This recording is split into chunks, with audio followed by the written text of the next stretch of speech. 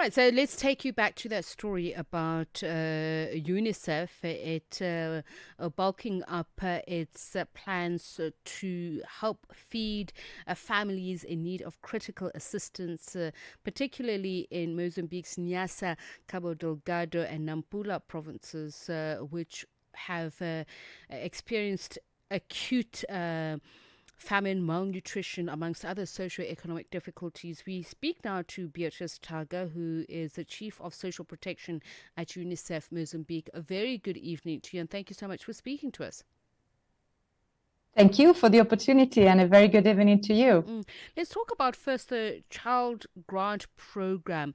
How many people was it initially designed to reach since you started providing aid work in the country, and how many are in need of it now?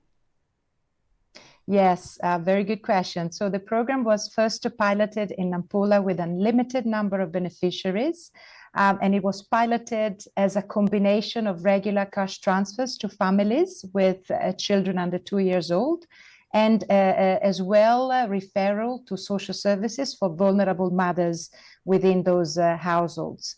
And the results of the pilot were powerful. Families ate better, children were more likely to be registered at birth, and caregivers reporting feeling more empowered, and violence within the house was reduced. As a result of the positive impact, the government decided to scale up the program with an initial phase of expansion aiming at reaching 175,000 children in Nampula, in the provinces of Nampula, Cabo Delgado, Niassa, Zambezia, and Inhambane. Very recently, we were able to mobilize additional funding that will result in a further expansion to 10,000 beneficiaries, 7,000 of which will be in Nampula and 3,000 of which will be in the province of Niassa. I want to stay with Nampula and we'll move on to Cabo Delgado. And I'm just wondering because I've done work, election monitoring work in that region, so that would have meant we would have been part of the census of knowing how large community is and understanding things like how many child-headed households, of which there were many, and the level of nutrition levels were very low. Unemployment was also very high. So just tell me how dire the situation must be now, particularly with the conflict and with the nearby Cabo Delgado region that has also been under siege, because I believe also in Nampula, children would have been kidnapped, etc., etc. So what are the challenges that you've been working with over the past couple of years?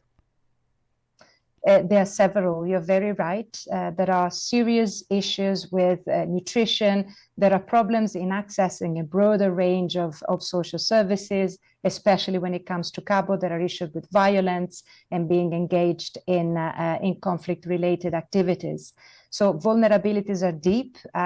We recently, as UNICEF, released a report showing the trends in monetary and multidimensional poverty of children, including in Nampula, and they overall show an increase to 70% in child poverty, monetary poverty, as compared to a bit higher than 40% less than 10 years before. So the situation continues to be dire. The needs are immense.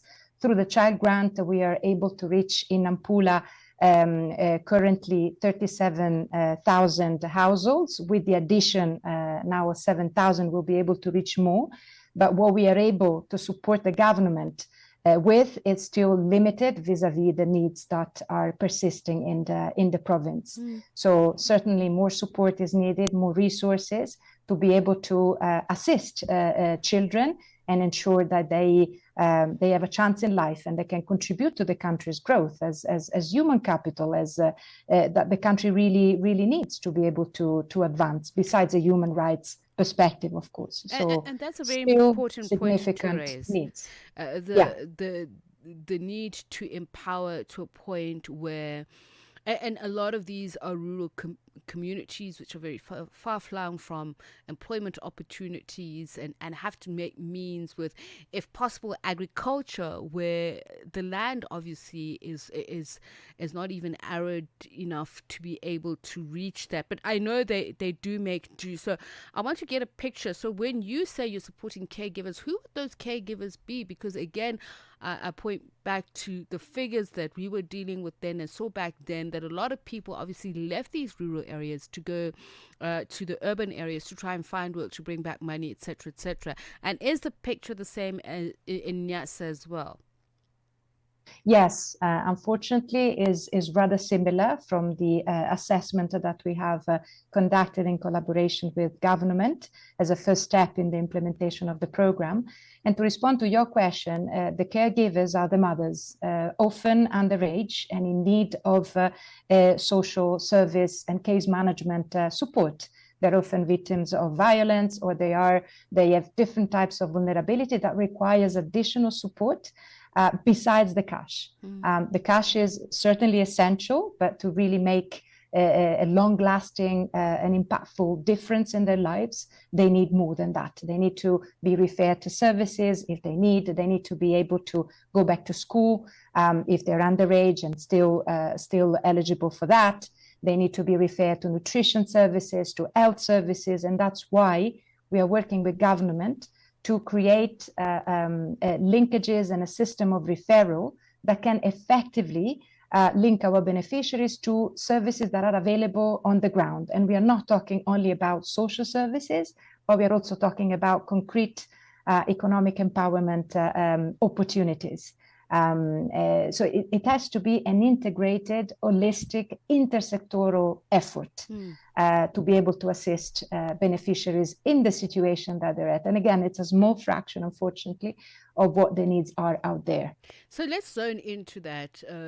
And I'm going to start at a community level because, as you say, it must be intersectorial. So if you are trying to alleviate the problem of hunger, a school feeding system is something that would also help do that. But I know that the schools also themselves are completely derelict. There are no resources. So how have you been able to help, and also teaching the community to support whatever structures are there to deal with whatever social ills exist? Indeed, it's a very good question.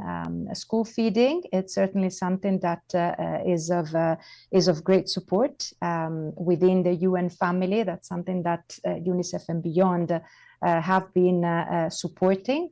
But again, it's one piece to the puzzle. So what the child grant also includes, and we are currently expanding that component, it's support the families in improving their nutrition practices.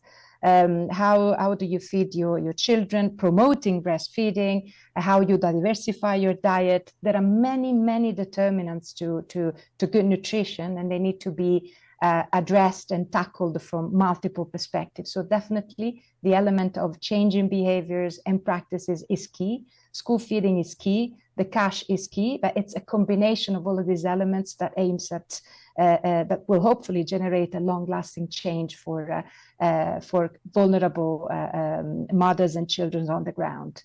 And it's similar across Nampula, and it's in Niassa. Cabo has the additional vulnerability that the conflict generates, of course.